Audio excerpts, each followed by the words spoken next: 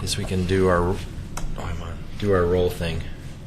If you want to give today's date. Oh, today is November 27th, 2012.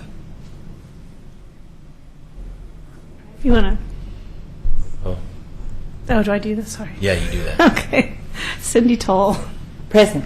Vicki Yates. Here. Derek Metzen. Here. John McLaughlin. Here. And Bob Seward is not attending. Christina Robertson Gardner, staff. Oh, I got to find my name. Nothing came up on the agenda. How about that? Does that work? I see call to order. That is the only item.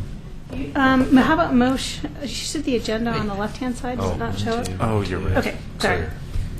Clear. Okay. Clear. All Call right. to order. Let me move. Agenda. What? Oh, we're going 1 through 3. Discussion items, PC 12-37 National Trust for Historic Preservation Conference recap. Yeah. So I wanted to have a little Okay. PowerPoint if you want to move your Oh. little toggle. There it is. Excuse me. I attended the National Trust for Historic Preservation Conference in Spokane at the beginning of this month through a scholarship with the Historic Preservation League of Oregon and the Oregon Cultural Trust. And Excuse me. as part of the scholarship, one of my requirements was to respond back to the community with things I learned and information I can provide back to the Historic Review Board that I thought was interesting for you.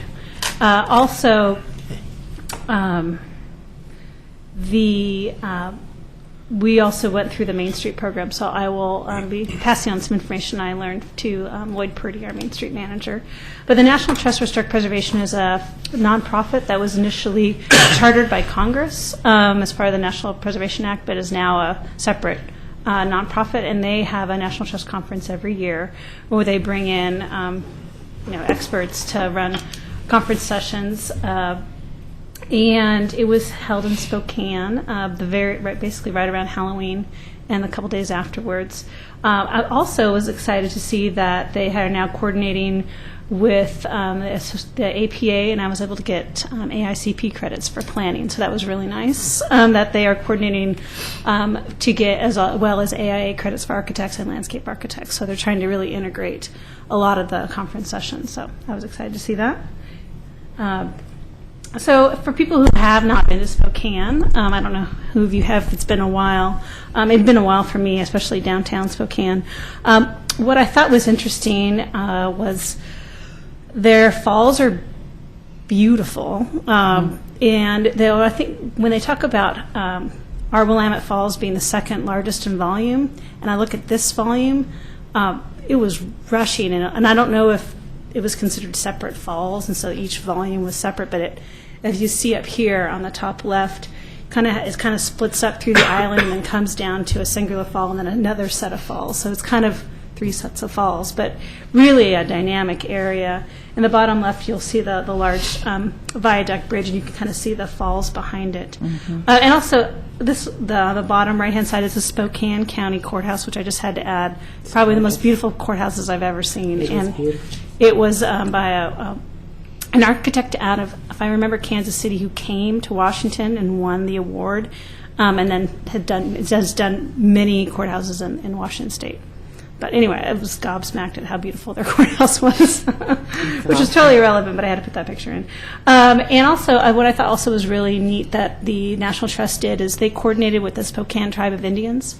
The Spokane Tribe's native place was actually what today is downtown Spokane, obviously, right next to the falls. And as development came in and they were moved off to their reservation on the west of the city. I want to say about 15, 20 miles. And then, of course, the Grand Coulee Dam construction affected them as well. But what the National Trust worked really hard on is bringing them into the fold of traditional cultural place discussions, and they actually even opened up the plenary session and had a powwow that week. So they were working really hard to bring in tribal issues more than just your traditional bricks and mortar National Trust. So I really appreciated that. And I went on one of the site tours I went actually was run by the Spokane Tribe, and we went out to one of their culturally significant locations that happened to also be one of the a trading fort with not the Hudson's Bay, but one of the other companies that Hudson's Bay took over, and I'm at this moment more related to John Jacob Astor, so I'm forgetting what the other name was, but basically part of the fur trade. So that was interesting to go, but just to hear the Spokane tribes, how they interact with the city of Spokane, and just the continuing miscommunication and misunderstanding of each organization's goals was just really telling, just to see another example of keeping communication lines open, and when there are common coordinations to be able to realize that, and also see when there may be different opinions about what may happen to a spot. An example is inside the city of Spokane was a park owned by the city, but which is a natural area, but had been the original house of, and I'm trying to think of the name, Spokane Gary, which was a tribal leader who was taken to Canada to be educated and brought back to the tribe, and it was a big tribal cultural significant place. And the city of Spokane, would let the Boy Scouts plant a lot of trees, and they took out all the camas. So they weren't having that conversation with the tribe about the aspects of traditional cultural places. And to the city of Spokane, it was a kind of a vacant park site, but to the Spokane tribe, it was a very significant natural foods location for them. So it was just having that conversation open, I thought was really interesting.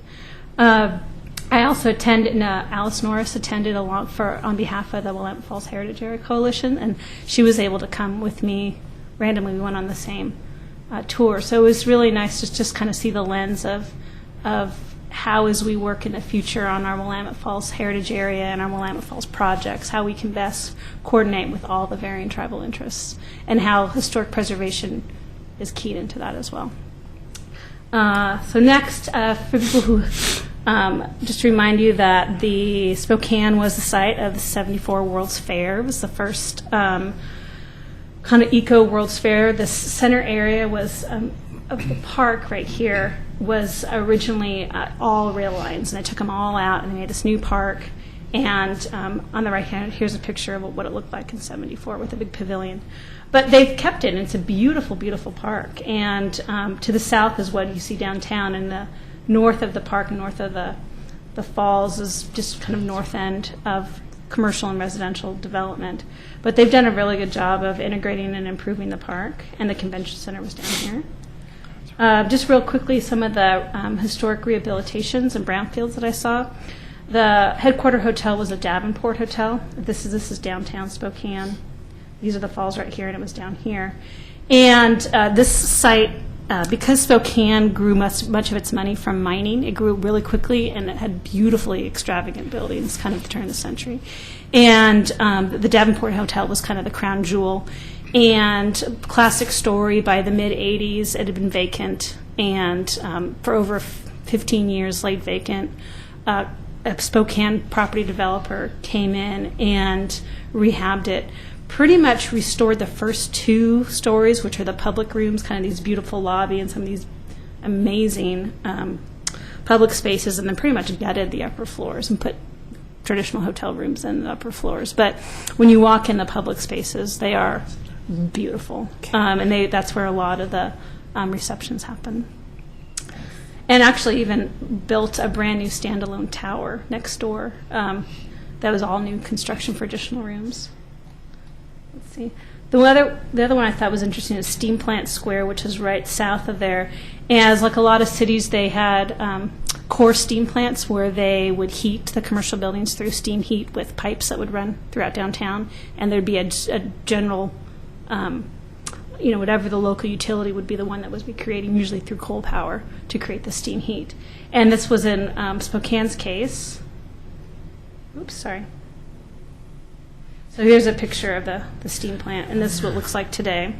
And a developer, Vista, which was the new public utility in Spokane, replaced, I think, Washington Public Power, whatever their utility was. There was a massive oil leak in one of the large oil drums underneath. And through remediation, they worked on creating almost a deep barrier wall on the next street to contain the large. This is not just like a spill you think of at the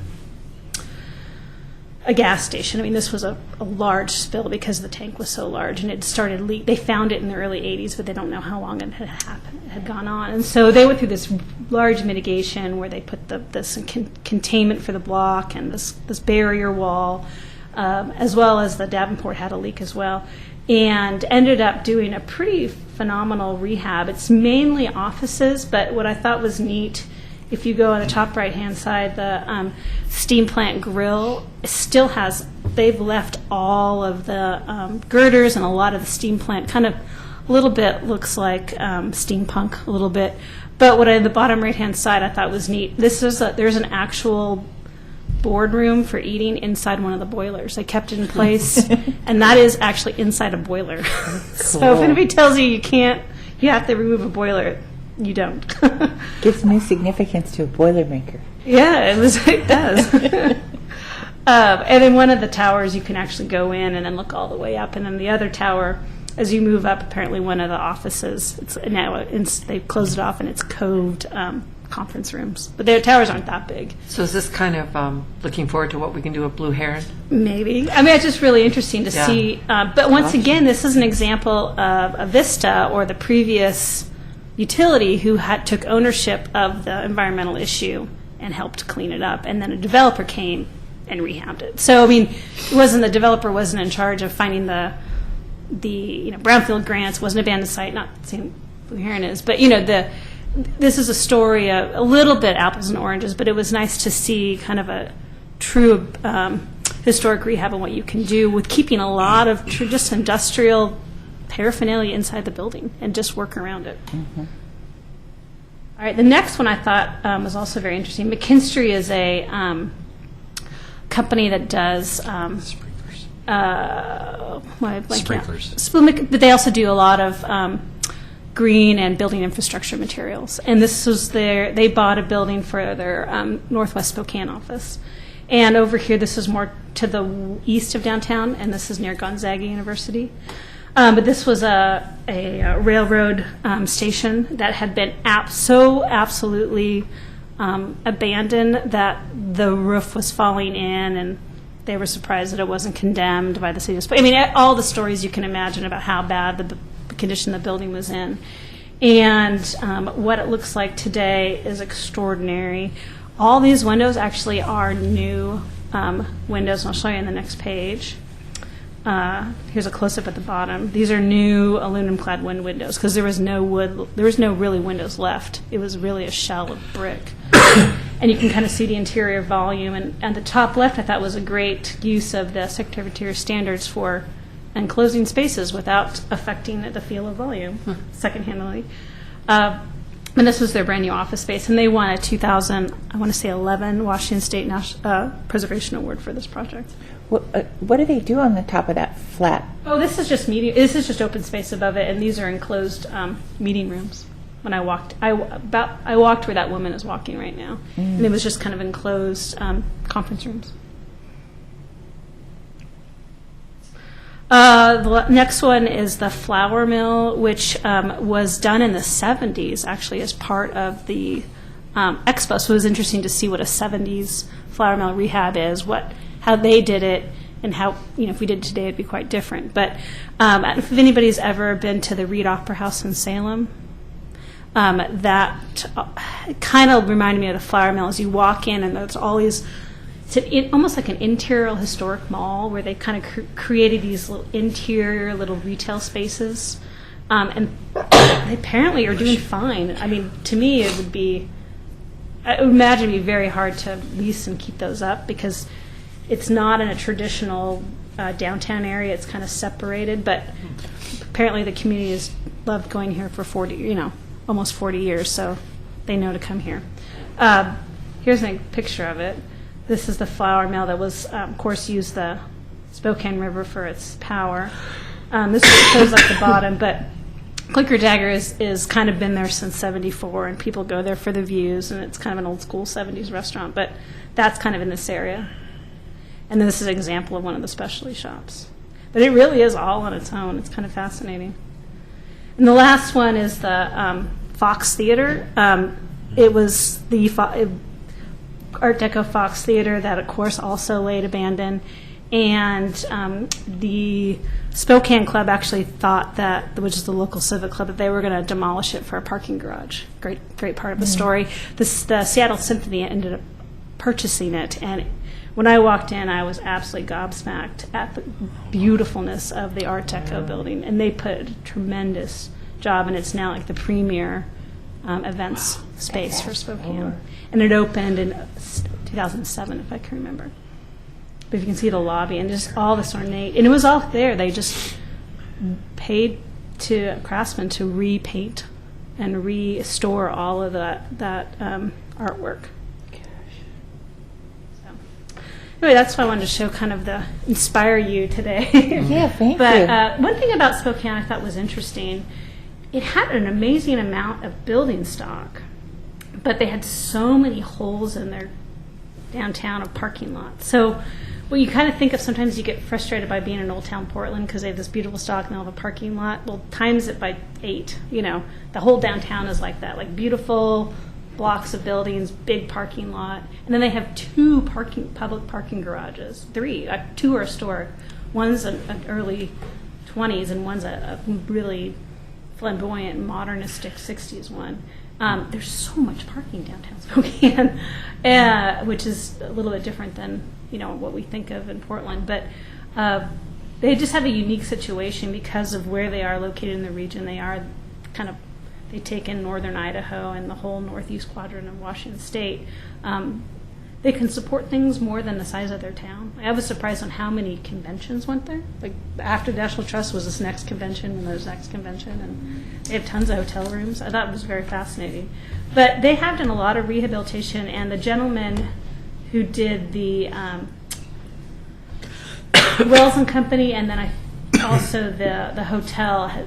There's 1 or 2 developers who've basically just cyclically done historic rehabs all downtown, and just kind of understand how you do it, and that's just did it. And so there are people that along with these 1 or 2 developers have also done it, but they kind of learned how to do it, and it worked well in Spokane. We were there in September because my brother-in-law moved there, and I'd never been, but we hung out in this hotel, Davenport. But I asked him, I said, this is out in the middle of nowhere. What drives Spokane besides Gonzaga? And he said it's insurance companies. It's an insurance hub, and there's several hospitals there. And my sister-in-law said that people will fly from like the Dakotas to Spokane for treatment. It's like the center west, Yeah, like kinda they'll pass in- Montana for specialists, which are in. I had no idea. Yeah, the hospital is huge. I The passed hospital's it. ginormous, Yeah. but all the insurance companies. That's did interesting. I also things- heard mining and resource extraction still uses Spokane as a hub as well. I was just aghast at it. I mean, this is a big town in the middle of nowhere, and you're right. The buildings are all hodgepodge downtown. And they got So those many of them have tubes been up- removed. covered walkways in the winter, so you can go from building to building, and funky. So I guess it gets pretty cold there too. Yeah. It does. But But they it's cool. definitely have. I think they definitely have a lot of. I don't think any particular one building, except I was blown away by the Fox. I walked in like and then I walked to the door and just saw that innate painting, and I went, okay, this is amazing. But it's not like I haven't been to a hotel like the Davenport before. I mean, any singular building was not so out of ordinary that I hadn't seen in Portland or hadn't seen anywhere else. But I just thought they had an amazing collection for the size of their city, which I thought, and that's kind of why the National Trust chose to. It was one of the smallest cities they've done in a conference. And the one thing with the Davenport and Steam Plant is, and along with the Fox, that helped revitalize what they call the Davenport Arts District. So that kind of there's a section of downtown that had been ignored, and like most things, it's like most good historic rehab. It's rising the tides of all the other buildings and bringing in a lot of complementary amenities to the area. Very cool. So how long ago was all this renovation done? Well, the Davenport opened, gosh, same time about 5 years ago, maybe 6 years ago. Recent. Because I've only been to Spokane once, and it was about 30 years ago. Very different. And I remember having dinner in a mansion, a beautiful, beautiful mansion that had been restored and converted into a restaurant, but I don't remember anything else. Well, and there's because Spokane's history is so tied to the railroad and resource extraction. There's a neighborhood of extravagant mansions, which I didn't go to. I wasn't on one of the tours. I kind of focused more on industrial rehab, just background and what I'm doing. But yeah, it has a lot of historic resources for its city. But this hotel, it's ginormous. It is. It's really big. And I even wondered, like, how do they fill this? Who comes here? And I stayed. It's these conferences. It's amazing. Right before us, there was another conference, and right after us, there was another conference, and this was a. Did you stay here? I did not stay in historic, but there was a deal next door in the new construction tower, so I was able to get that and not have to stay at the Econo Lodge. I was happy about that. And thank you. I mean, it was really the because of the location of Spokane and the kind of proactiveness of the Historic Preservation League of Oregon and applying for Oregon Coastal Trust money, they were able to send 20 people that normally wouldn't go to these conferences from Oregon. So that was really neat to see, and we were all scholarships. We wore our Oregon Cultural Trust, and we had a very large Oregon contingent, so that was really nice to see. I think there were over 100 people from Oregon there. Oh, that's great. What was the total attendance of the conference? You know, it's hard because it was the week of Sandy, so I'd say about 200 people from the Northeast didn't show up. But I'm thinking maybe 1,700, 1,600. Wow. That's a lot. 1,500, something like that. You know, it's a big conference. It's, you know, not the biggest conference ever, but and you know, some of the sessions I left and went, well, I was unfortunate that I didn't learn anything, and some were great. So, like most conferences, you kind of flip a coin sometimes when you show up at a session. But what Alice Norris was able to present the Willamette Falls Heritage Area Coalition at one of the sessions, along with her counterpart in West Lynn. And that was really neat to show, and she did a fantastic job and was a great spokesperson for the project, the Heritage Area Coalition. And it was neat to hear other people ask questions and comment about kind of our non-traditional industrial development in the Northwest compared to what people think about, which is Lowell, Massachusetts, and, you know, beautiful brick woolen mills from 1858, which is not what we have. Nevertheless, it's still historic. So that was a little bit of their conversation. I was hoping to learn a little bit more about brownfields and industrial rehab, but what I learned from all the ones I visited is there was always still a person responsible involved with rehab. So I don't know if it wasn't a good perfect corollary, but it was interesting to see when you have someone responsible for cleaning up, like a Vista or the railroads, or well, the Davenport was one that wasn't, I guess. That was a gentleman, and I did not find out how because I know they did have some underground oil leakage as well in their basement. Were you talking about a project manager? No, I'm just talking about the money, like to pay for the remediation environmental work that required for brownfields compared, you know, depending on whatever happens. We don't know what's the issue with Blue Heron. So it'd just be interesting to find out other examples of projects where the responsible party wasn't in on the mediation. But I think it was a really good conference, and I did learn a lot. So in the next time I hear about the any scholarships, I'll let you know. Next year it's in Indianapolis. I don't know if we'll get the great scholarship. I think the idea was that, you know, it was close by, so we could afford, and everyone could carpool and drive. And the city was nice enough to let me use the Prius, so I had to drive that up to Spokane. That's about all I have for that, but it was really interesting. So hopefully I inspired Thanks for you. sharing that. Yeah. And what was the one?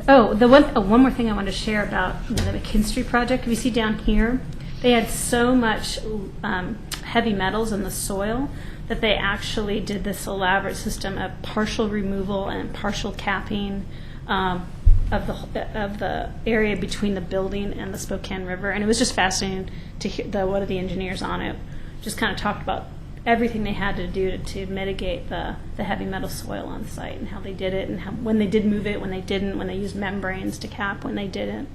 And the whole backside, and then understanding the floodplain and how it changed a little bit on the Spokane River and how they did habitat restoration. So that was fascinating. And they pretty much took a site that was absolutely feral, right next to Gonzaga University, and pretty much created a top-notch office building. So. And they're almost done, except for another section south of the river. They've pretty much cleaned up and have done brownfields on all the sites abutting the Spokane River, kind of in that central core. And because there was a lot of pretty heavy industrial. Spokane absolutely turned its back to a river for a good portion. If you looked, and I couldn't find it, but just looking at what the site looked like before the World's Fair when the railroad had its hub, if you can imagine what the Union Yards were before the Pearl District was and all of the railroad tracks, just put that next to the Spokane River on the falls, and that's what they had. I mean, 25 tracks lined up, in a row, just like right in this island and the train station, and so it was pretty extraordinary what they did, even 40 years ago. Well, that's all I have. What's communications? What do you think? I can give some updates. One update is the RFP going out for the National Register properties will be coming out this month for a consultant to do it for the elevator, the promenade. We're still in communication with the owners of the Masonic building, and it's looking better, so that might happen. And then potentially the Carnegie Library. So we're very excited that we may get all of those on the National Register. Nice. Great. Carnegie Library isn't on there. It's just locally designated. So we're moving forward, and I plan to get that RFP for the consultants out soon. So you'll see. Where's the money for that? That's the Certified Local Government Grant. Oh. And that's just been waylaid for lots of reasons, but we're moving there. The idea is it still is going to move forward what we call a multiple property submission for downtown and civic buildings. So if there's any future property owner wants to put a building on, kind of what we consider downtown and civic, kind of this little first area of McLaughlin along 7th and then our downtown, it's not the same amount of work as an individual designation, but it's more than just a building in a district. So it's kind of, we've created a little easier path to a future property owner. They can kind of add on to our existing shell of a multiple property submission in the future, if anybody wants to do it. Okey-doke. Can we talk about the hard copies of packets? Was that I mean, big the long ones we letter? didn't get? Sure. Well, Was it from her? No, I sent in. Yeah, did you get the letter back Oh, from yeah. Nancy? I got Yeah. something back from Nancy, was a and long then one. I didn't get it. We all Yeah. got it. we all got I it. didn't. No. It was an email. And, I'm mindful that the city is trying not to use paper. But frankly, as a volunteer, if I need it, I'd rather the city use the paper than have me use Yeah, the paper. right. So, Yeah, it didn't I- sound like there was anything that was resolved. well, she said how it resolved was, I thought, well, put it on the agenda for next month and we'll talk about it. And the impression I got was, well, if we want it, we can get it. And I don't necessarily need it for everything. What do you guys feel about it? Or did you read it differently than I I did? I think I read it differently. Get it, so. My impression from that letter was, thank you, but no. Really? That's what I got. Did it from come her. right away, or did it come? She went to Yeah, a very she was long pretty discussion about how they came to going paperless, which was fine. It was all. Oh, I think I explanatory. did get it. I think I do remember. So what I'm hearing is a direction to go back to our community development director to. Well, and I'll review because I think I saw the same thing as John, so I was waiting. Yeah, it was a long one. Maybe she can't make the decision. Well, no, I think what they worry, and what I'd like to say, maybe it's just conversation with Tony, is city commissions, planning commission, and historic review board are quasi-judicial boards, and And that's what I wrote. They should be able to be considered differently than. I don't know, other we get boards. it. But the packet city West commission Lynn. doesn't get a hard packet either, by their request. West Lynn has more money.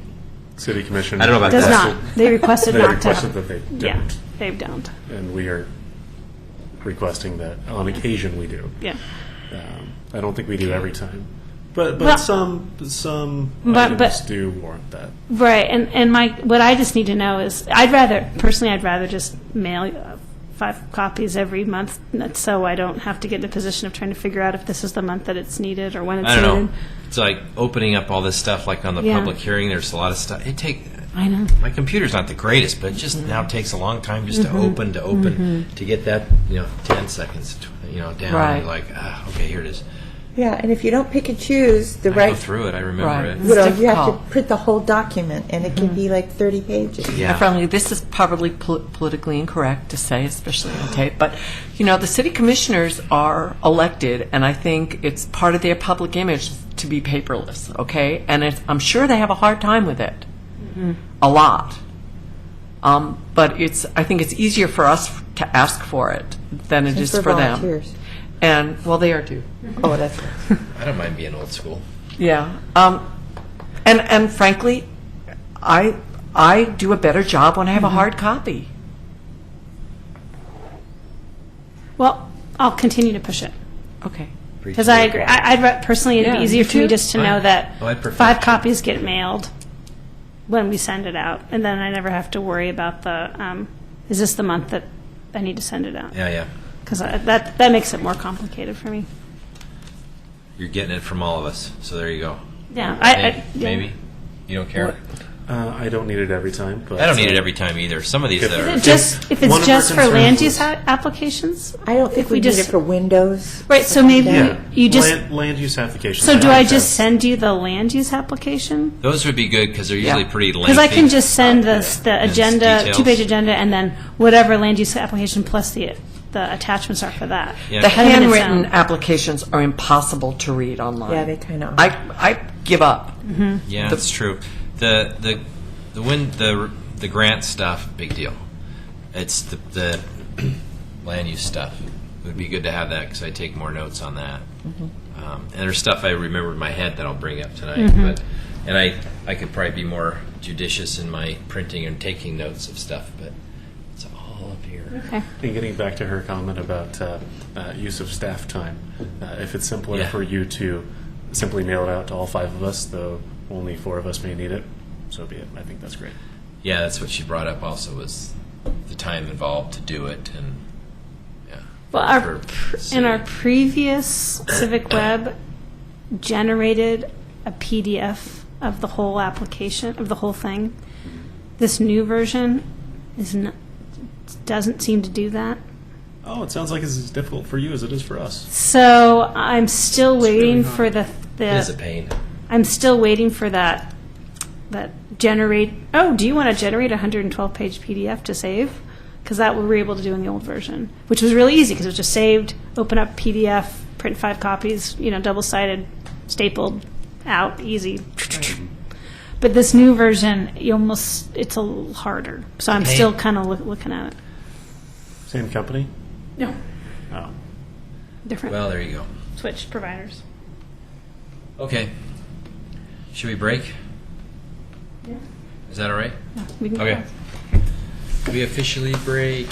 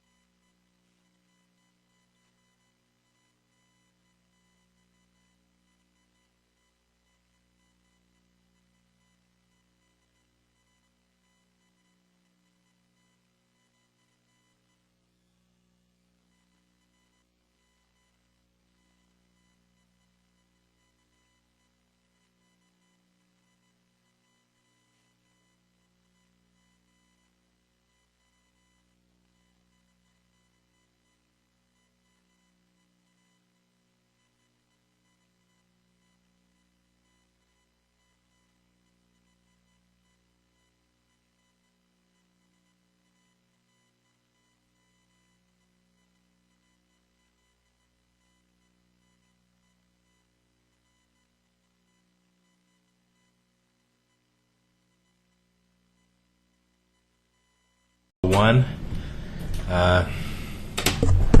November not getting 27th, this done. 2012. If we can call roll. Oh, we don't have to call roll because we just Because we did. paused. Is that still groovy? So we can keep that? Okay. So let's, is there any public comments on anything not on the agenda? Of course not. So we're going to start with the preservation grant program. We're going to get through these. First one's the window repair. Yeah, there's 2 applications this evening. A request for grant for window repair and a siding repair. Yeah. And the first application, PG 1206, the applicant's here. And if they, we can bring them up if you have any questions. I have a conflict of Right. interest. And, Oh, yeah? What's that? Is this proper time? Yeah, go for it. Okay. I sold 312 Madison to Vicki. Oh, you're the previous owner. I am the previous owner. Carrie, I don't know if that's necessarily a conflict of interest, is it? Well, when we're negotiating the sale, I suggested that she apply for. And we have enough people to recuse yourself, so. Okay. Probably be the best, Yeah. safest thing to do. I don't feel that there's a conflict, but I could see how someone else would. Well, I don't see a problem with it, but you're welcome to go take one of those chairs. okay. Okay, let's put a staff report. Sure. This is a traditional window repair. This is at 312 Madison. It's a designated structure in the McLaughlin Conservation District.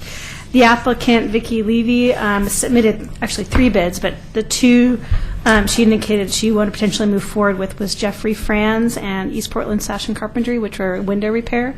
Both of them were over $2,000, and so the 1-to-1. Oh, I have nothing on there. There's nothing on this, right? So we can just, yeah. Yeah. All right. They both meet a 1-to-1 match. If you recall, again this year we have 5 $1,000 grant applications for window repair.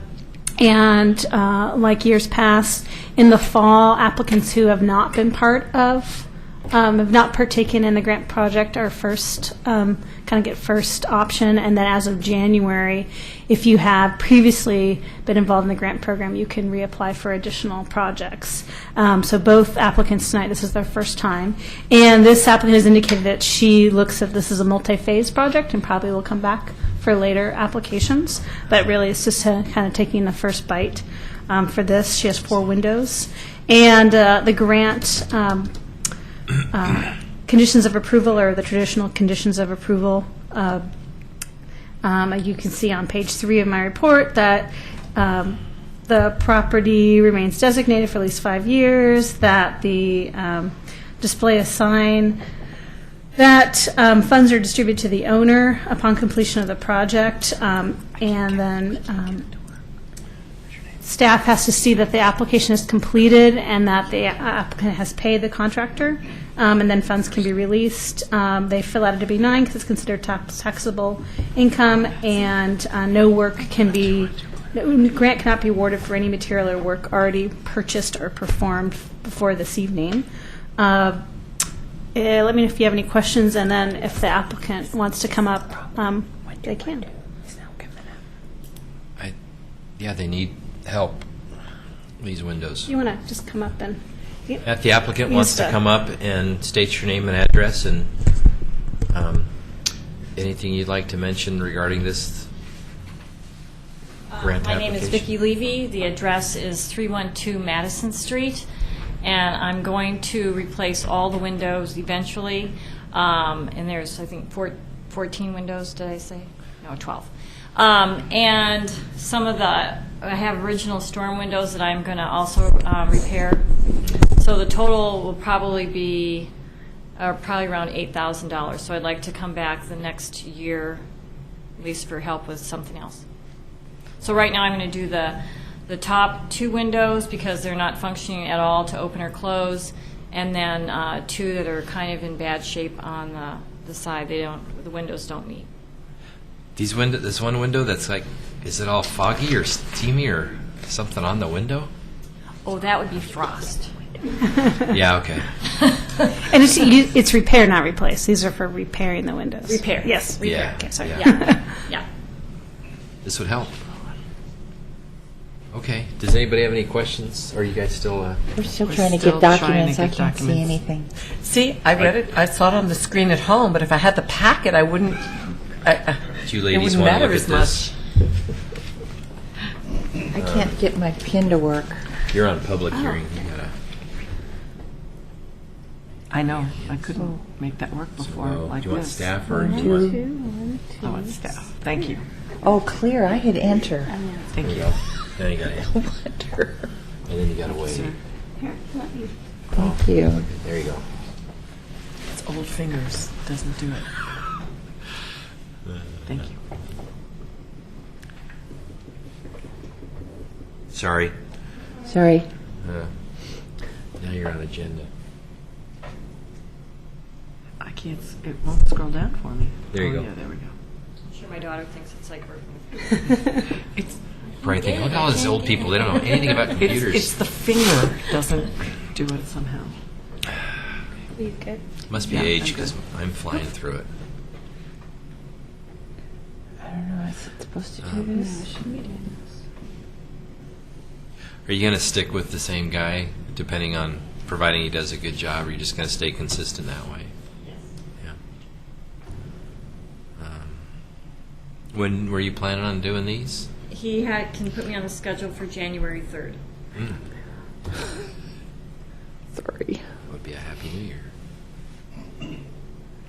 That's okay. I can read it that way. Yeah, I drove by there today. It's a nice flat lot. It's a cool house. It's really pretty right now with all the green grass. Yeah, it is green. All right, well, I don't have anything, but I know, seems pretty straightforward. Yeah, it does to me as well. Okay. Well, thank you. Thank you very much. but I have a motion and a Yeah. vote? Does somebody want to make a motion on this? Can exit out of that. I move that we accept the staff recommendation on HRB, on PG 12-06. Second. Vote. All right. Chair McLaughlin. Aye. Ms. Toll. Aye. Ms. Yates. Aye. Motion carries 3-0. Thanks. Thank you. No brainer. Thank you very much. Let's go to the next one, 12-36, 1207 siding repair. Okay, hold on. Derek, if you want to. So this one's a little bit different. In the Is the applicant here?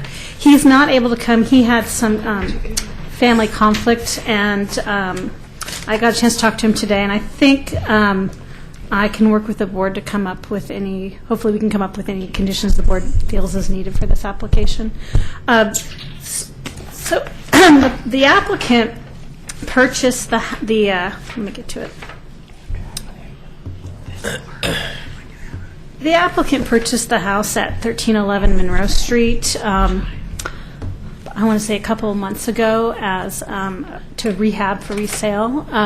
Yeah. When he went in it, he knew that there were a lot of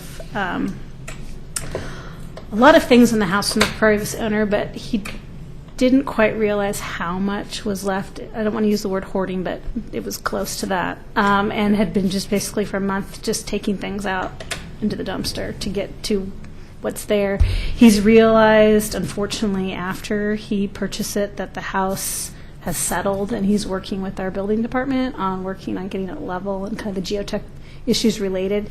This house actually was, shockingly, I know, moved onto this property from another location, and the basement is kind of this odd CMU 1960s solution, and it is, when you walk in, I got a little bit of vertigo when I walked in to the main floor. So there's a lot of structural issues that he's working on, and I mentioned to him that we have this grant program. It's only $1,000, but there's something in his project that'll meet the requirements of this. He ended up, he reglazed a lot of the windows himself because he felt that he only had, his margin now is getting smaller and smaller of his purchase price and his sale price. So he's really trying to do a lot of this kind of work himself. But one thing that he does need to do is the south elevation does need to have some cedar siding replacement, and so that is what he's requesting today. He did say he did do a little bit on the northern elevation, and you'll see in the packet he did have a picture of the replacement cedar siding that he used. But what I want to make sure with this condition that the board does is it kind of explain exactly what they want to see with the replacement cedar siding, and then have a condition so I can approve it before he moves forward with it. And that's my goal tonight is, I mean, I think it meets the requirements of the project. The existing condition of the south facing looks like it does need to be repaired or replaced. But what I want to get from the board is the conditions tonight on what I need to be looking at in order to move forward with this. Is that entire side or just some? It's some of the side, but it's definitely a portion of it. Because I noticed two of the bids, the higher bid, it wasn't specific as to the cedar. The other bid, the lower bid, said it was pre-prime cedar. So if I was going to make any kind of motion, there'd have to be a condition that it's primed cedar. And now, why primed cedar? Why? It takes the paint, it won't fail, and for any type of moisture issues. And seeing that there's a bid that's $400 less that is doing pre-prime cedar, which costs a little bit more, I think with what he's looking at for the 44, he should be able to get it. But that would be recommended. He didn't do that, I don't think, on the other parts, like this picture Derek's got up. There's old siding there, and it looks like he filled in. And I don't know. I know anything that happens today, it's usually the smartest thing to do. But I don't know if I can make that a condition. I just saw it on one bid. I think if one guy's going to do that, even though you mentioned that neither one of these guys, you don't have any background on them, I don't think it's an issue as far as doing cedar siding. Yeah, this wasn't specialty front porch work. It No, was, no, it's just shingles. yeah. But I didn't see anything else. I drove by today. That side's in pretty bad shape. They've been painting. It looks nice. I just need to ask you, this picture right here, it looks like it shows pieces of cedar in a not a straight. You're seeing that vertically. Yeah, I am. I'm It's turning my like- head like yeah. this though, and it looks like that those cedar pieces are not they're pieced together. They're not like one solid piece of cedar. Oh, it's There's shingles. they're shingles. Okay. Yeah. They're looking to replace with shingles. Okay, so you can get prime cedar shingles? Oh, yeah. Yeah, okay. Yeah. That's what And it's a better grade. And I think that's a good recommendation. Yes, that's what I saw in the bid. So, I mean, does anybody have any issues with this? I think it's smart. I mean, they're doing a good job. They're trying to restore this thing. Yeah, I mean, he's realizing He's in that more over his head. and he's just trying to do what he can to still Sure. leave without, There's something that'll being help. yeah. Well, does anybody else have anything else? Well, the shingles are different sizes, and when he gets these shingles, that's how They're all random. they are. Yes. Okay. Yeah. Yeah. Do you think there's any other than adding a condition of approval? So if someone wants in the motion to add, condition of approval.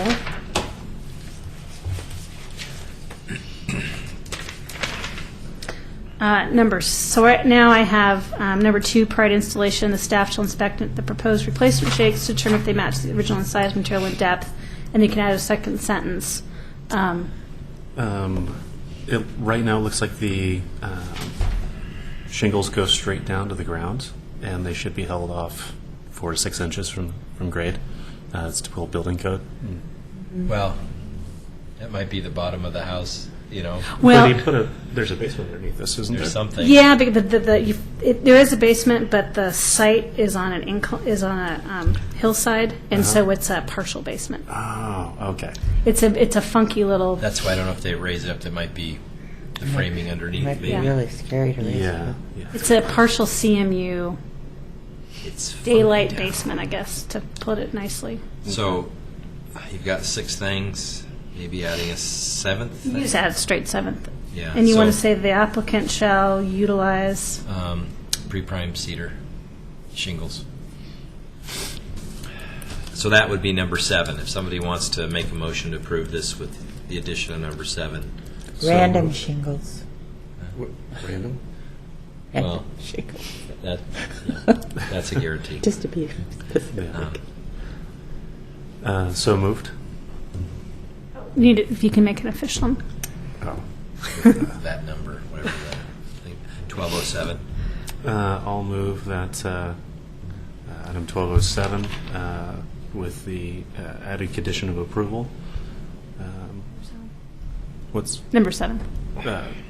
number 7 be approved? Somebody second that? Second. It's a race. Well, if we can call for a vote. Ms. Yates? Aye. Ms. Toll? Aye. Mr. Metzen? Aye. Chair McLaughlin? Aye. Motion carries. We're done. Okay, so we can move to the public hearing portion of this. 12-34, HR 12-6, 308 18th Street. So, I've got to read something. Okay. I should have said that when I started this. We'll now commence the public hearing on agenda item 1234, HR 1206, 308 18th Street, a request for the approval of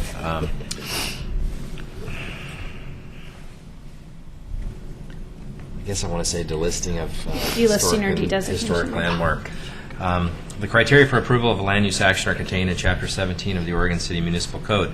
The proposed development must comply with applicable provisions contained in the City of Oregon City Comprehensive Plan. Generally, unless otherwise noted, if a request is found to be consistent with the municipal code, it is considered consistent with the comprehensive plan. If you wish to participate in this hearing, including challenges for bias or conflict of interest, you must complete the sign-in form located somewhere by the table at the front of the room and deliver it to staff. Please do so immediately. The chair will only recognize those who have submitted complete forms. Testimony will be taken in the following order: applicant, testimony in favor, testimony in opposition, rebuttal by applicant. When recognized by the chair, please come forward to the podium, give your name, address, and make your statement.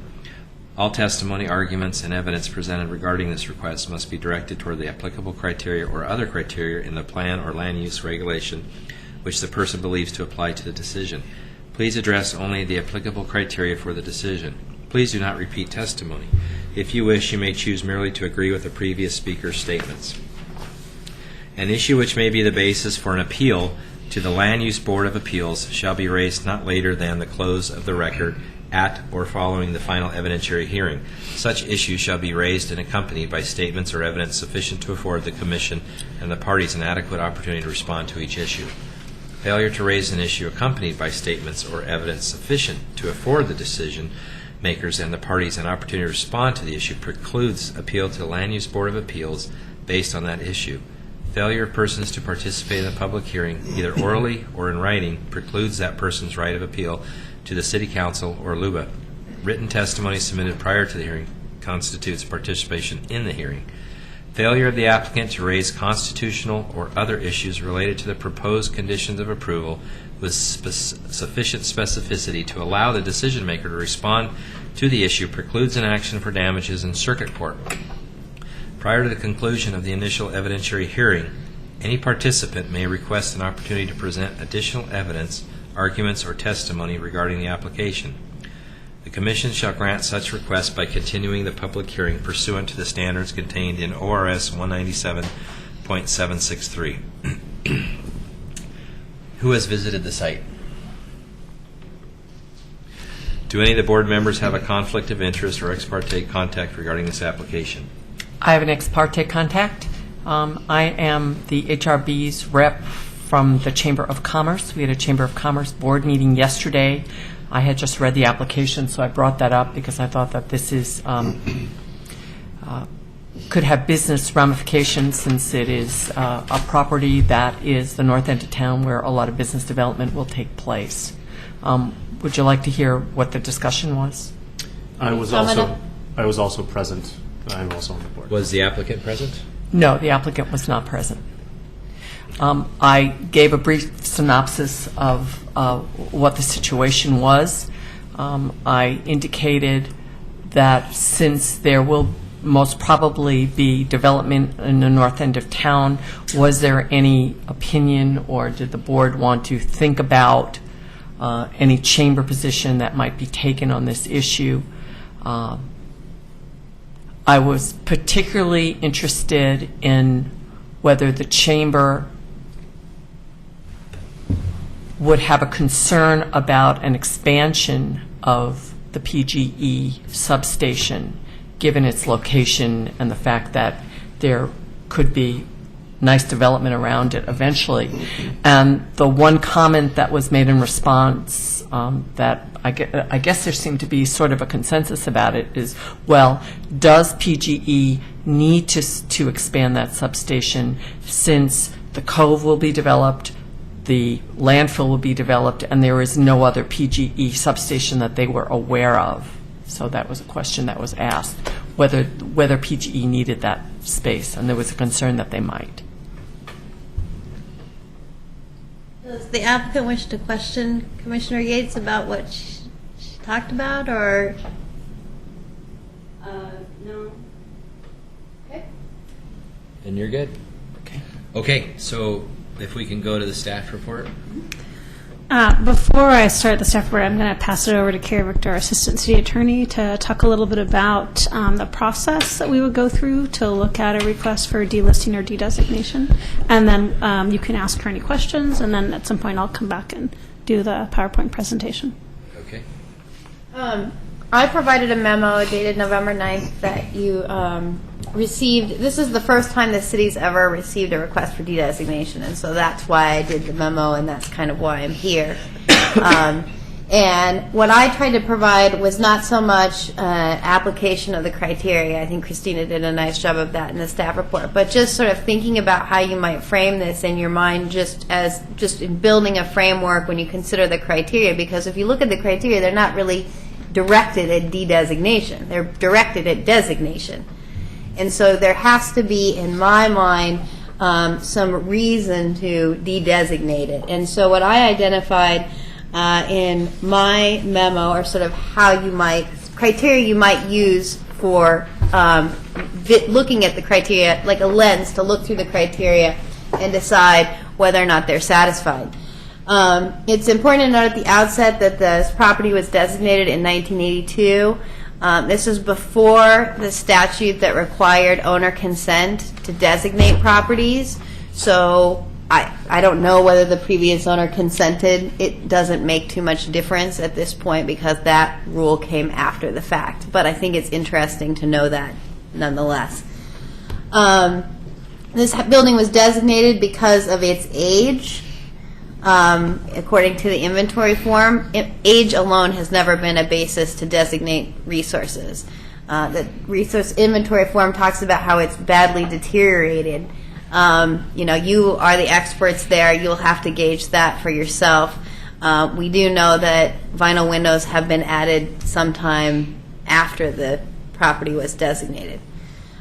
So moving to sort of the framework or the lens that you might look at this through.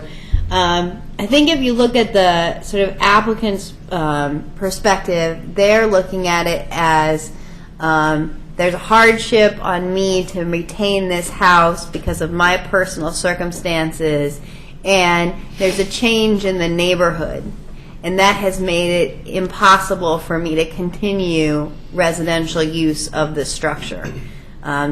And so I think that's sort of the applicant's approach.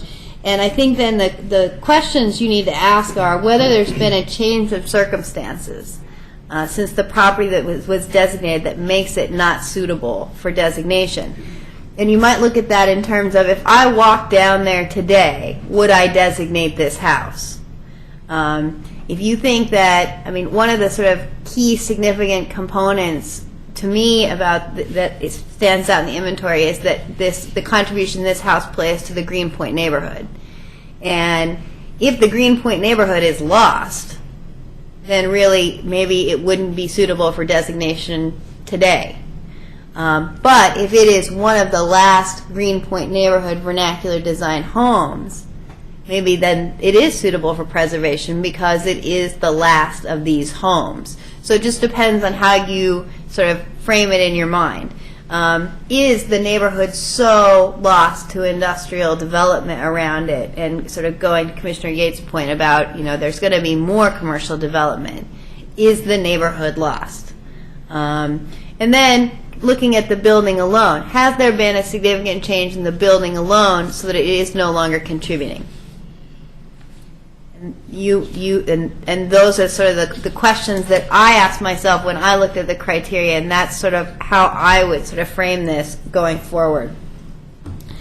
And you should sort of keep in mind that a denial of this request will not deprive the applicant of all opportunity to use her property.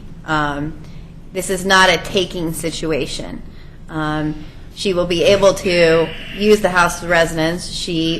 Theoretically, it's zoned commercial. It could be used as a commercial structure to a commercial use. So this isn't a situation where she is deprived of all economic use of the property.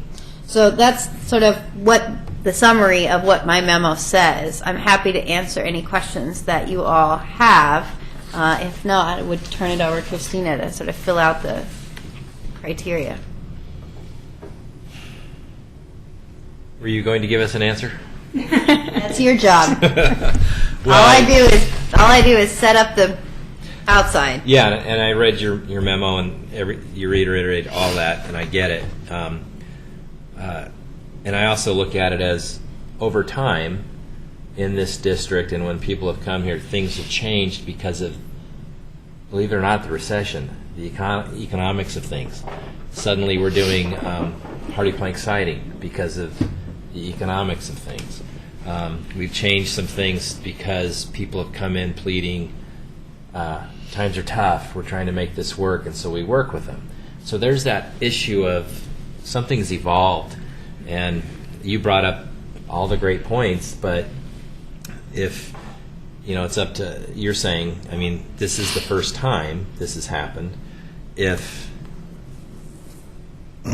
we weigh those things in, well, I guess from the legal standpoint, if we deny this, it can be appealed to the commission, right? Mm-hmm.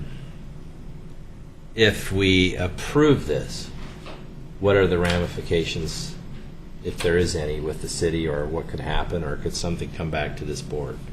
I don't see anybody in the audience opposing. Well, You have some comments. Yeah. we have the McLaughlin Neighborhood Association, which is nowhere near this. Okay, I mean, well, the McLaughlin but they Neighborhood commented. Association could appeal it to the city commission. Yeah, so that's what I was asking, is could another body Correct. appeal? Okay, those are just my questions. Anybody who participates orally or in writing is able to challenge this. Yeah, so that's my question from both sides of it. I was trying to clarify. Anybody else? No, I mean, I think that I've highlighted certain things in Ms. Richter's memo that I feel like are very significant, and they speak to the way I feel about this, and I don't know if it's proper for me to talk about that right now before we hear the applicant. Well, why don't we let Christina go ahead if you don't have any Go ahead and do questions. your staff and report. Let's get then through we'll that. hear from the applicant. and Okay. then- Well, to first start off, I'd like to enter the McLaughlin Neighborhood Association letter. It's Exhibit A and the record for this evening. And I can just briefly read it. Dear Stark Review Board members, the steering committee of the McLaughlin Neighborhood Association would like to go on record in support of the staff's finding recommendations regarding 308 18th Street. The Greenpoint area of the city is an important part of the history of the Oregon City. The remaining structures in that area could continue to receive protection and enhancement through preservation incentives. The zoning of the property does not preclude it from being used for office, home occupation, or other uses in the MUG zone. We would not support expansion of the PGE substation as a trade-off. We concur with the findings by staff that removal of the Stark resource in Greenpoint diminishes our knowledge of the Greenpoint area and its significance in the founding of what is now Oregon City. Some of the earliest settlement in our community occurred in the area, and remaining resources are important. The property contributes to the Stark resources throughout the city. This is submitted by Denise McGriff on behalf of the McLaughlin Neighbors Association, and she was unable to make it this evening, so I received this via email today, and I wanted to enter it into the record. All right. So just to briefly go through, I have some photos and some findings, but this is the Horace Williams residence at 308 18th Street. This is a photo from the 2009 survey. As indicated by Ms. Richter, the property was designated as a landmark in 1983, and you see in your records we actually have minutes from that meeting, so we know it was adopted formally. This is a 1937 Metzger's Atlas that I actually received from Karen Morey last week. My request from the Clackamas Historical Site if they had any more maps of the Greenpoint area.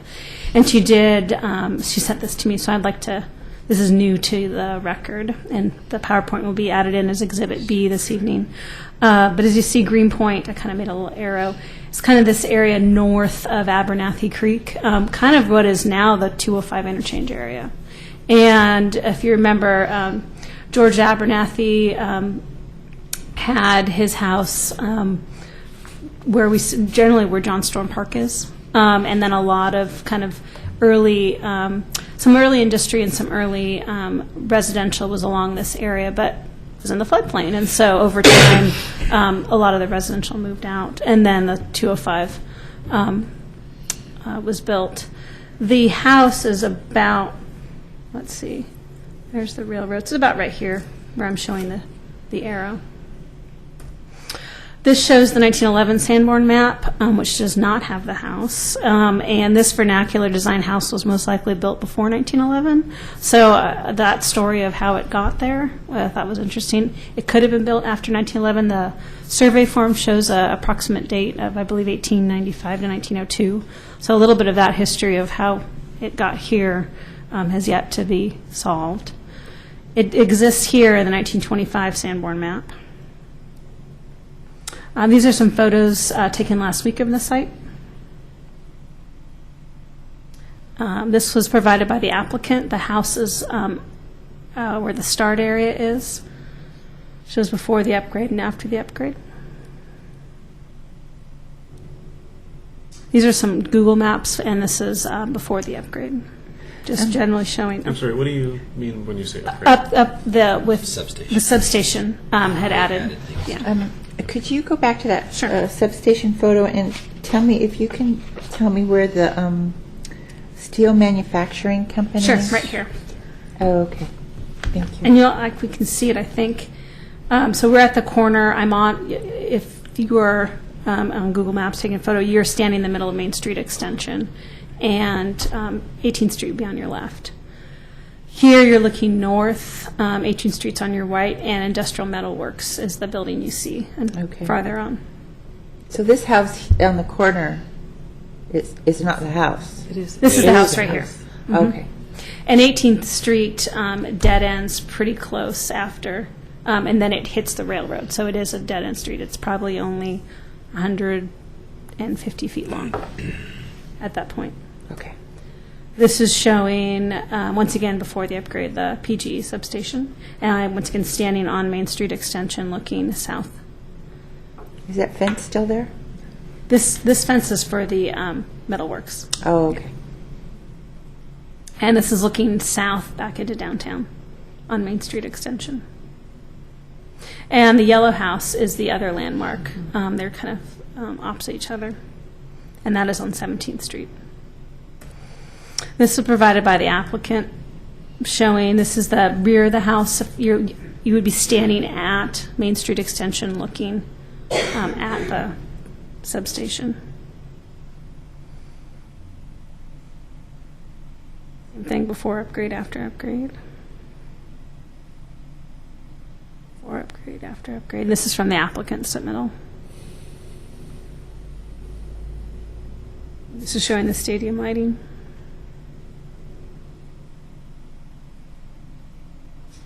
So generally, staff recommends denial of HR 1206 and finds that the applicant has not met substantial findings for the criteria for de-designation. And I just want to go over kind of 6 findings that I think best represent staff's findings in the staff report.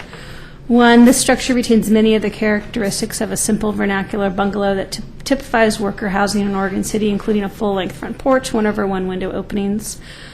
Vinyl windows have been added. Simple window trim, horizontal wood siding, and no ornament.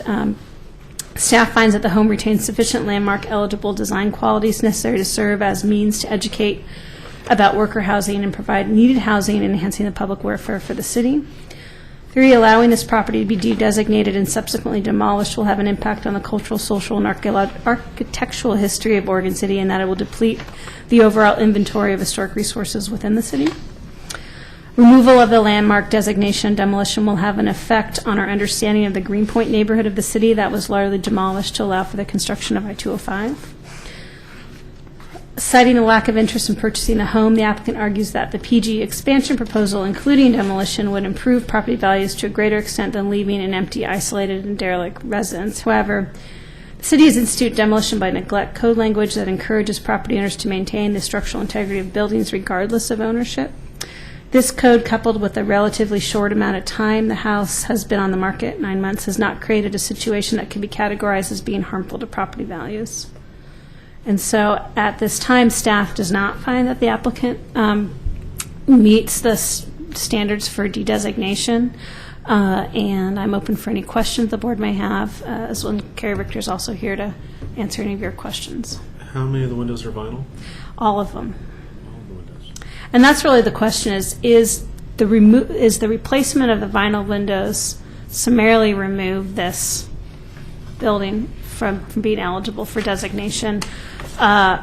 It does have an impact, but the question is, has it created so much of impact that it's lost your understanding of the simple building that it is? And I would argue that because the full hipped roof front porch and the massing is all still there, it still retains it. But that's not to say that, in a perfect world, having all intact historic windows would strengthen the case. Is the Hackett and Kruger house considered a part of the Greenpoint neighborhood? The what? I'm sorry. The Hackett and the Kruger house across the railroad tracks? The Hackett house would be part of the Greenpoint neighborhood. Okay, and the Kruger house? No, because that's on the other side of Washington Street. I think the idea was west of Washington, north of Abernathy. In the corner. Mm-hmm.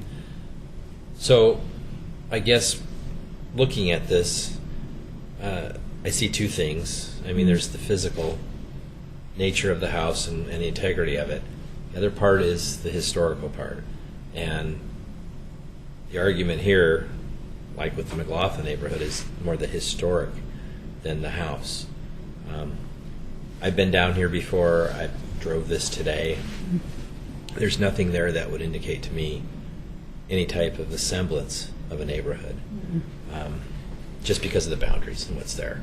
So I get that. The only thing that I see on this house that's a physical character of history is the clapboard siding. That's it. It's single wall construction.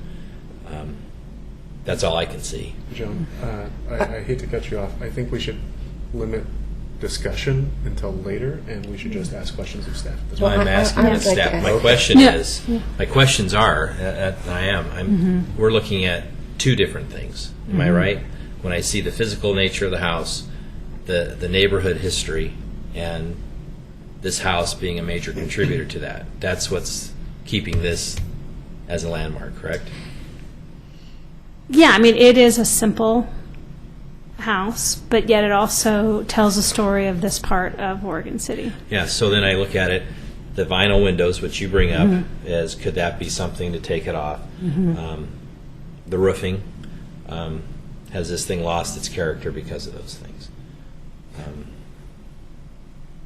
That's just what I'm trying to clarify from your end of it. And I think it just in general, whatever is decided tonight, and then if there's any appeal, I think on a staff level, especially as people come to me, I want to make sure that the decision, that the board comes with very specific findings of why or why not the decision is made, so I can take it and advise property owners in the future on how, if they have a potential de-designation or whatever it is, I can give very specific feedback based on this pack. So that's really my goal as staff, is I want to get really good direction from the board, whatever the decision is tonight, so I can. I just wanted to clarify with what was in my head, what you're thinking. That's it. My question is, do the surroundings, should they contribute to the property's historical effectiveness? The surroundings of the so-called historical structure. Does Oh, does Are they the PG considered- transfer station adversely yeah. affect the historic significance Yeah. of that house? Or the freeway. Yeah.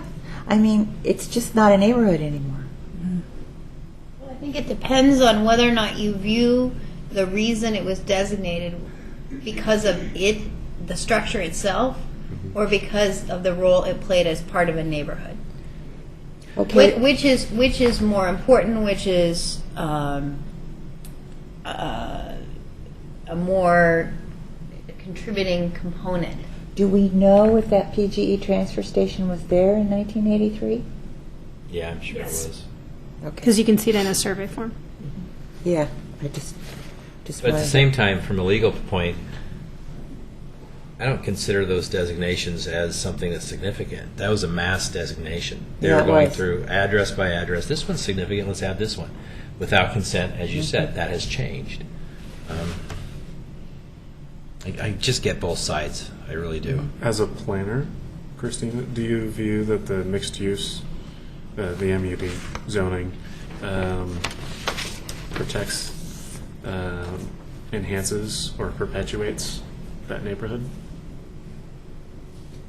Well, you can still have a single family residence that has an adaptive reuse to a professional office and still retain Sure. the historic significance of the house. So the mixed use downtown zone allows for But the, reuse of historic structures for commercial use. but the overall plan for that area, is it in any way going back to what was there, or, I mean, is that a consideration?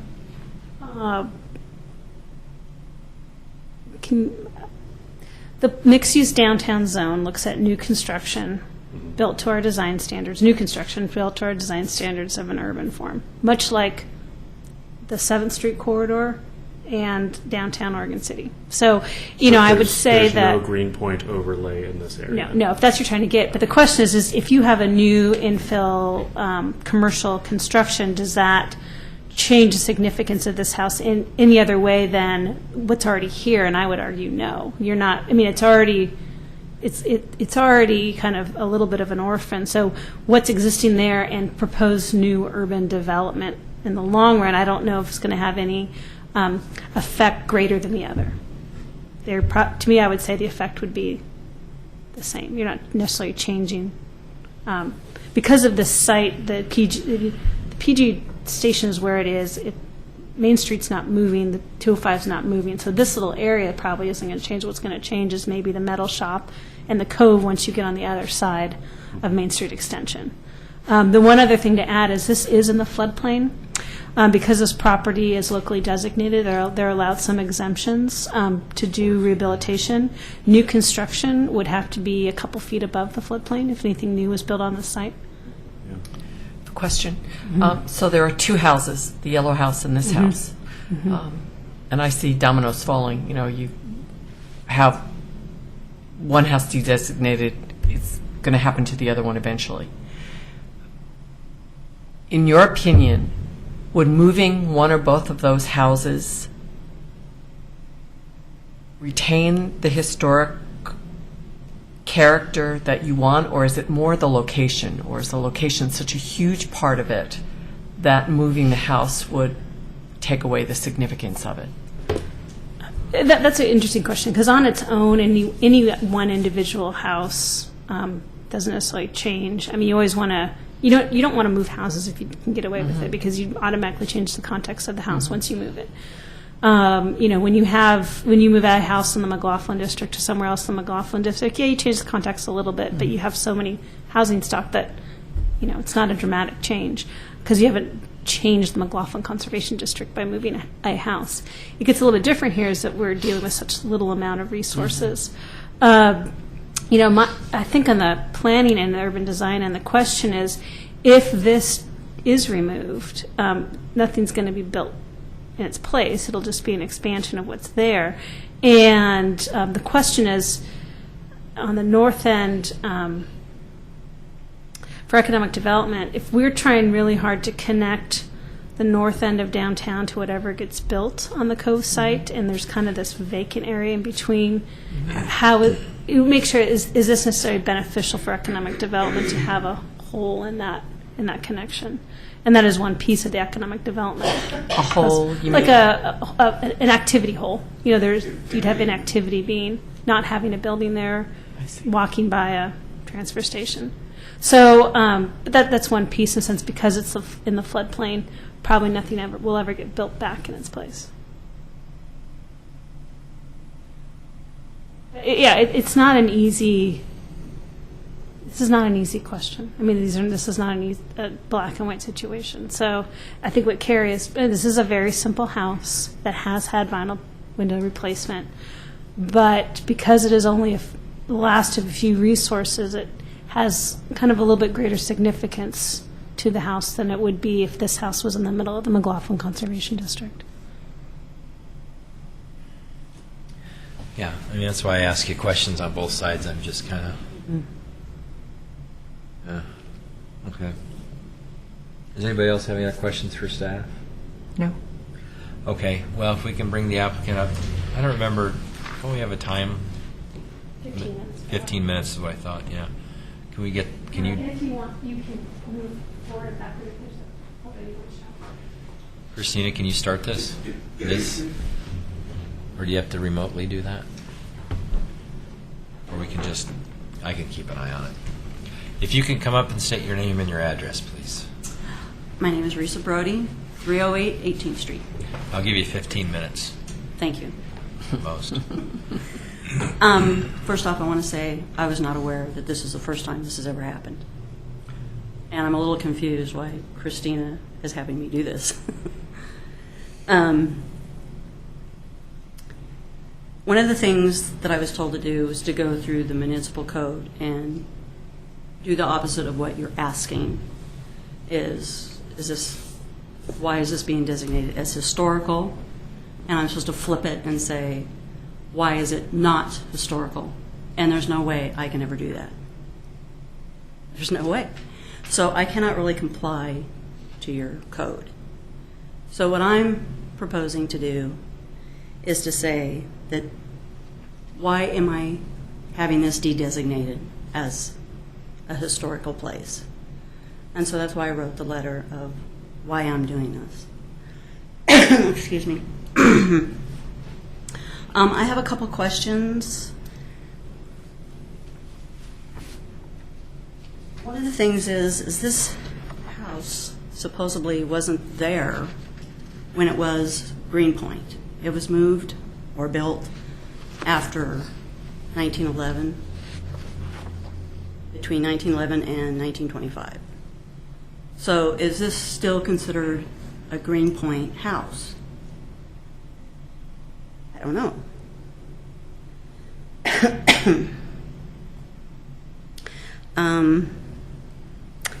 One of the things that was stated was that there are two other residential homes by my house, and they're not. They're both offices. I am the only resident there. When I first moved there were 3 homes, and now one is burnt down, and the other one's a business now. So it's really hard for me to live there and just be the only resident. I mean, I've gone through a lot of stuff, and one of the things I did do is I wanted to give you guys a visual, if you may. And this will be Exhibit C, because the B is the PowerPoint presentation. My house. Oh.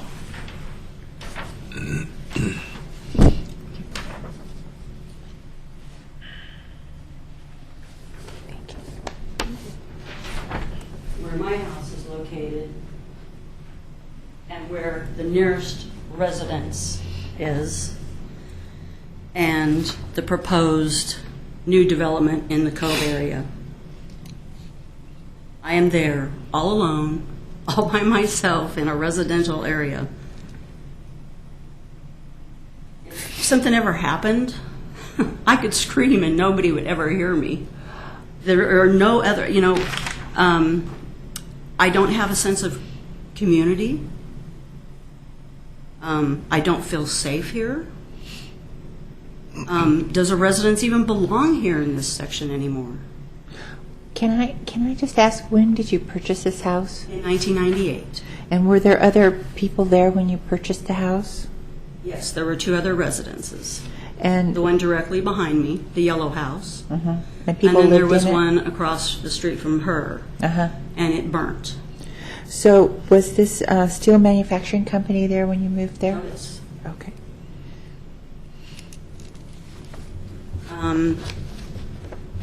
And where my house is located now, supposedly in the Greenpoint area, which nobody really knows about.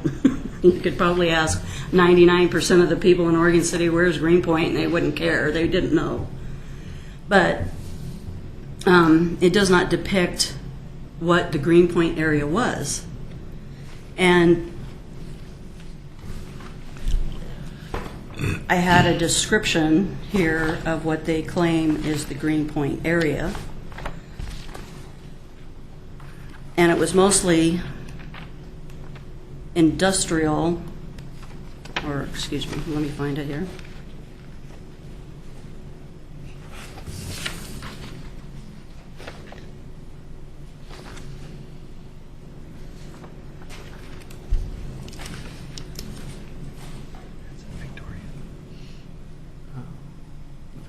It was primarily hop raising in large tracts of land.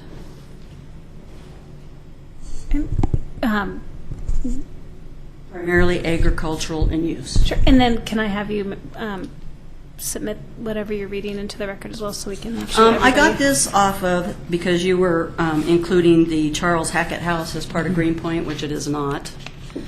And this was when it was designated as a historical home, registered, and it goes to say where it was located, because I was trying to point out that it was not in the Greenpoint. It says here that it is immediately adjacent and to the easterly boundary of the area platted and known as Greenpoint, so it was not included in the Greenpoint. Good to know. But it tells you what the Greenpoint area was. And that's the Hackett. Yes, it's the Hackett House.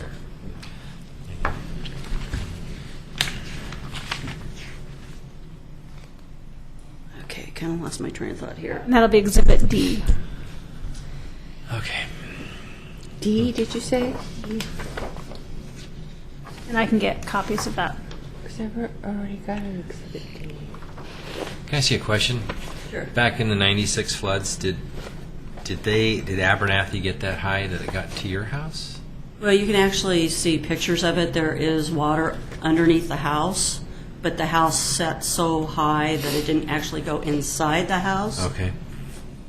Of course, I didn't own it at that time. I'm just going by You what just the don't, neighbor. yeah. Because I just remember Kruger lumber was flooded, Right. and that's up, I- and it probably did get wet then. Okay. Yeah, I don't. According to Charlene, who owned the house behind me at that time, I asked her about it because that was one of my concerns when I purchased the home. Was, has it ever been flooded? And she told me that no, that her house didn't get flooded either. That it just came up right, within level of the flooring, but it didn't come in.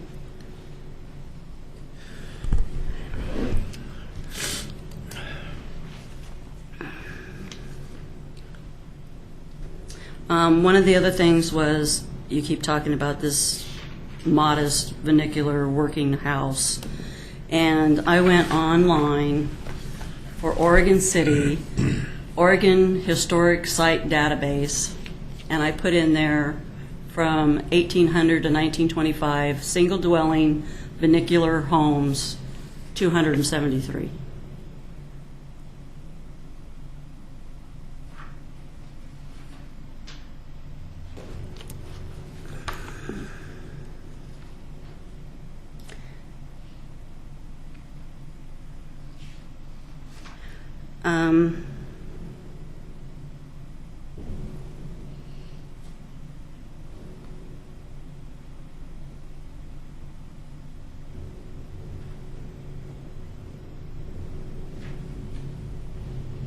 I lost my paper. I forgot it at home, so I'm kind of going flying here.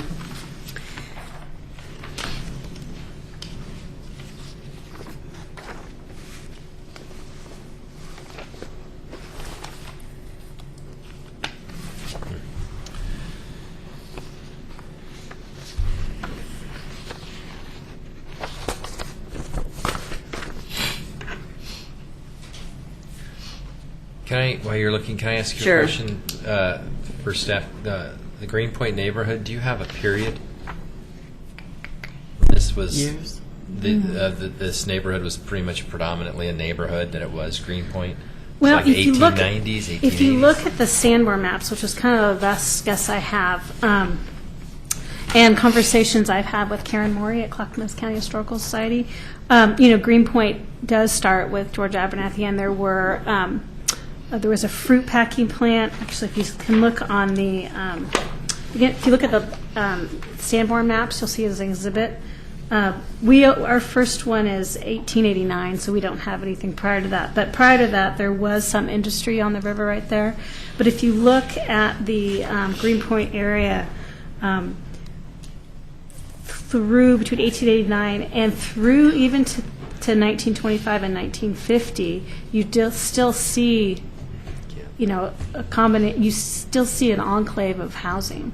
So Greenpoint itself, I couldn't give you here the specific time period, but it really wasn't until, through the 1925, 1950, you can see the Highway 99 be put in, but it really is the 205 Which was construction. built in 75. Yeah. That wiped it out. That really wiped it out. And that's what, if you can kind of see that happen through the Sanborn maps. You don't have a reduction in residential until you get past 1950. Can I submit an exhibit at this point? Okay. I went onto the City of West Lynn's website, and they had aerial photography through a number of years, and unfortunately, there are a couple good years I really wanted that was cut off, but I believe this is from 1948 that shows the Greenpoint. And what's interesting about this particular photo, it's really poorly printed, I apologize, and it's pretty grainy, but it has an overlay of where 205 cuts across and where the on and off ramps are, which really cut through most all of the neighborhood. And it also shows the realignment of Main Street. So I'll pass this down, it'll be entered into record. And that'd be Exhibit E. Didn't we already have an E? We had D. Okay. One of the things that everybody keeps saying is that my home can become a business. According to your code, you have to have so many parking spaces. There are no parking spaces but one where my house is located. There is no room for any other parking.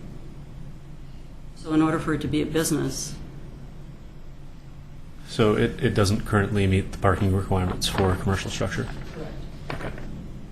I did have one lady wanting to maybe put a beautician thing in there, but was told there's not enough parking spaces. So if the garage was gone, there could be parking in the back, probably, Possibly. if it wasn't there. Would transportation have an issue? Well, I should ask that later. Also, you had made Christina had made a comment about that my house was on the market a relatively small time of 9 months. So I actually had my realtor look and see, because my problem is nobody wants my home because it's next to PGE. And so I asked her to print out similar sales within Oregon City that were the same size and around the same price range, and how long it took for them to sell, how long we were on the market. And so I have quite a few here. This one here, it was only on a month. This one was 3.5. That was the longest. What are the sales prices of those homes? This will be Exhibit F. They The one for similar- 1 month sold for $100,000. Can I ask am I allowed to ask what this is listed for? It's 117, I think. 117. You can ask whatever you'd like. Right. It says that. So the one that was on for 1 month, it sold for 100, and it was actually priced at 95 for 1 month. 3.5 months, it was priced at 130. It sold for 104. This one was 1.5 months. It was priced at 109. It sold for 105. You had any offers on your house? None. Well, I have one for PG, One from PG. Okay, well, could you tell us what that offer is? 130. Okay, and do you still owe money on the house? Yes. How much do you owe on the house? It's around 98. But since I was unemployed for 2 years, I applied for assistance. And I had mortgage assistance for a year. And if I sell my home, I have to pay that back, which is about $10,000. Okay, and you paid 103 for it, if the public record I read was 98. correct? Uh-huh. Okay. This house sold in 4 days. It was priced at $115 and it sold for $109. This one was on the market for 22 days. Original price $114.9, sold for $110. I don't mean to cut you off. I think we get the idea that it's Okay. roughly in the Well, right I'm just price. stating that 9 months is a long time. Yeah. Can you just, excuse me, I completely see where you're coming from, and I get it. You're looking, it's an economic thing. You're stuck. You're looking to get out. You don't want to lose what you've put into it. And you're an island unto yourself. Okay. It just doesn't fit to have a residence in this area. Yeah. Do you guys have questions? I have one. Did your realtor indicate to any of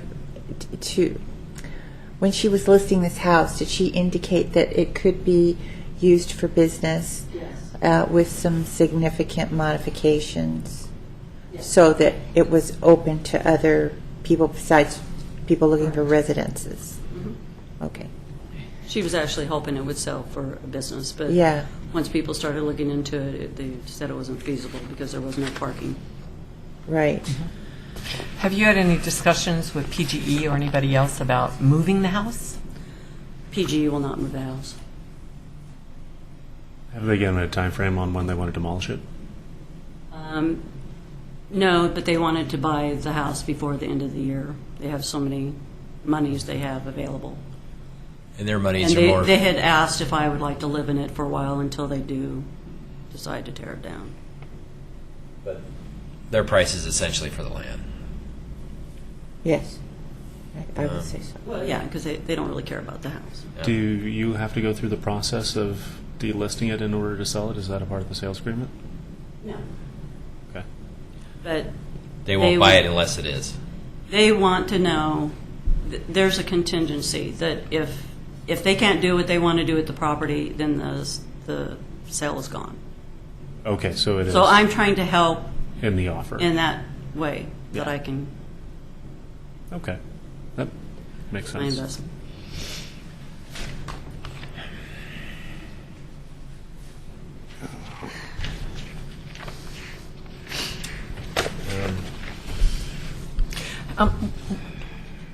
What's the dollar amount of improvements you've put in the house?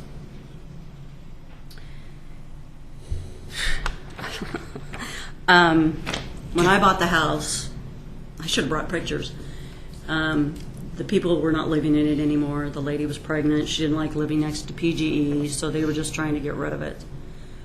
There was weeds 8 feet tall. I put in the shed in the back. I have the patio that was added.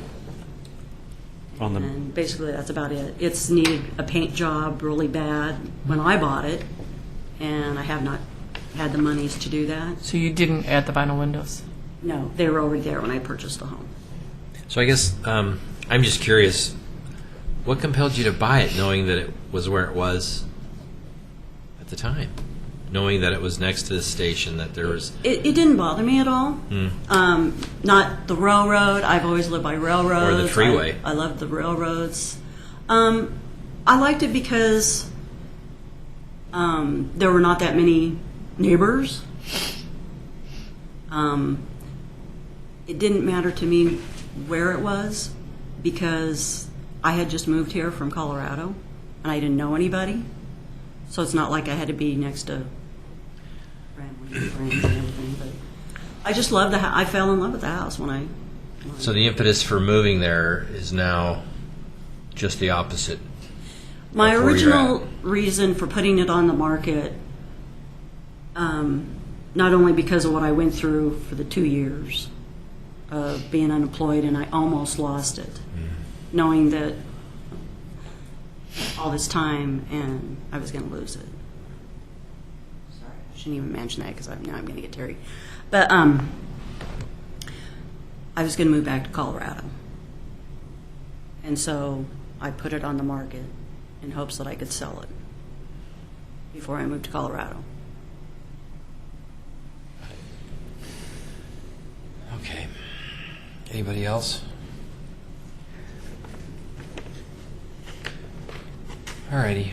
Well, I don't know that there's anybody here for, against, or in the middle, so we can dispense with that. Does anybody have questions or discussions for staff before I close the public hearing? Staff have any comments? Just a brief comment about parking in regards to change in use. Right, we do, office requires 2.7 spaces per 1,000 square feet of leasable area. Not knowing exactly how much we consider leasable area of the site, I don't know if we could get it down to one parking space legally required, which we do allow your abutting public on-street parking to count. So, the question of is, could a potential person come in to do a commercial rehab of the site and get legally required parking? Maybe, maybe not. I don't know. But it's hard with those because not knowing the specific square footage and what's being proposed. I don't know. But it's not categorically not allowed. It's just you have to understand a lot more specifics about a particular request. What is the square footage of the house? I think it's 11 or something like that. It's Or 11. maybe. 1,100. Is there an upstairs, like a bedroom, or is there something up, or is it just half? Yeah, it's partial, So, but there's a bedroom up there. Got it. do you round up?